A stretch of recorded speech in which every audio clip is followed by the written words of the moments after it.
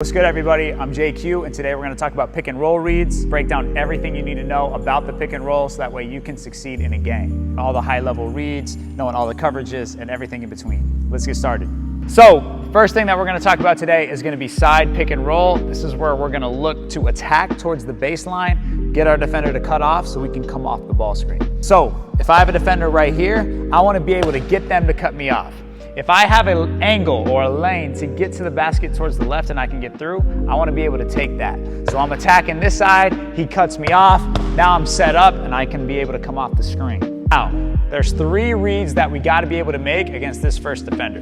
The first read that we got coming off of this is where this defender's at. So, first one, if they're coming over the top with me, then I'm usually going to have the ability to come off of the screen. Now, if they go underneath the screen, then I'm going to have to read it. If they play back like this, I might be able to have a shot, even though this is really far.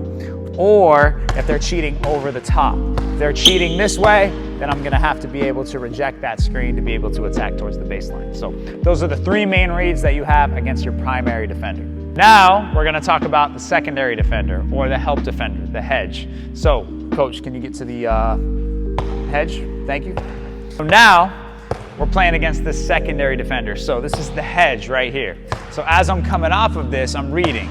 If he plays me flat, almost like a switch, that's where I want to maybe turn him out this way so I can create a bigger gap to be able to find my teammate as the roll. Or if he's playing as a hedge, which is where he's helping for a second until my defender can get back to me, then he gets back to his man. So if I can play this long enough and look, he might move out of the way so I can attack, get to a jumper, or whatever. Now, if he plays up a little bit, I have my defender here, I'm coming off, we're playing out of a blitz or a trap. So from here, my best read is probably to turn the ball backwards as I draw 2, and then I want to be able to find my roller going down towards the basket. Sometimes out of this, my teammate will be able to read where this defender's at. So if the defender ends up, cheating up super high, super early, he can slip to the rim and I'll be able to find him over the top even quicker. Now the next option is a switch. So when I come off of this, if they switch onto me, I could then face up, look at something to attack.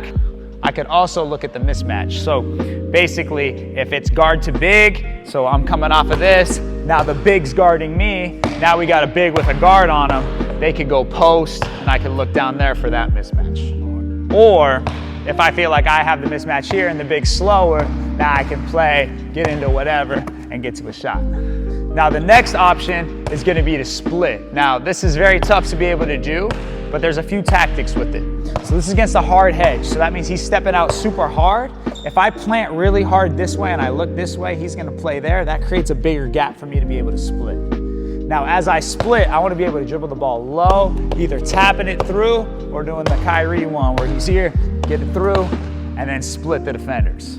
But this is a very high level read. Not a lot of you guys are gonna be able to make it, but if you can manipulate the big well enough when you're coming off to make them believe it and then tap through, that'd be ideal. Next option, as I'm coming off this screen, if there's another hard hedge, then I wanna be able to get over the top. So I'm gonna protect the ball, get low, and then get around that hedge, and now I have a lane downhill. Now I'm playing against drop coverage, so that's when I come off and the hedge is super low. So this is if they're forcing me through, so they're gonna have a defender likely on my hip here. So as I'm playing from here against this, I'm coming off. I have options, okay? One is to attack super hard middle, and then maybe I can look at the roll here depending on where the defender's at. If he does a good job sealing, I could come off of this again and immediately attack towards this side, so I could snake the screen, and then from there I can look at getting into a jumper, and I can also look at my roller here. And then also when I snake this, I could come off and hold my defender here for a second. I hold, that gives me a second with them on my back. I can then push it towards the side, and that opens up that pass, or I can get to a midi, or fake the midi, and then look at attacking the rim. Now the next coverage that we're gonna talk about is icing the screen. So that's if I'm handling the ball here, I'm trying to come off the screen, but my primary defender's not letting me take it. So I'm here, I'm trying to come off the screen, he's icing here, okay? In this situation, there's gonna be another defender in drop right here. So that means that we're playing from right here. What we can look at with this is fake that we're gonna come off, then I attack towards this side. Obviously there's not much space, but I have this pocket pass potentially. I could take on this big for a second, and then pop back out and find here. If I really engage both defenders, I can kick it back to you here. But teams will typically run this if you're not good with your offhand. They'll push you towards that left sideline, and then that puts you at a disadvantage as a team. So now we're talking about re-screen here. So if I'm trying to come off of this ball screen and my defender doesn't let me, then what I can call for is a re-screen, okay? Which means that I'm gonna have this defender flip sides, set it on this side, and now I'm coming off a step-up screen, in which case we can go pick and roll or whatever. Enjoyed that video, make sure you guys leave a like. I'm gonna continue putting out more and more content on it with Coach. We're also gonna do another video which is gonna talk about more actions off of the pick and roll, so make sure you guys stay tuned for that. Again, make sure you guys subscribe, and we'll see you guys in the next video.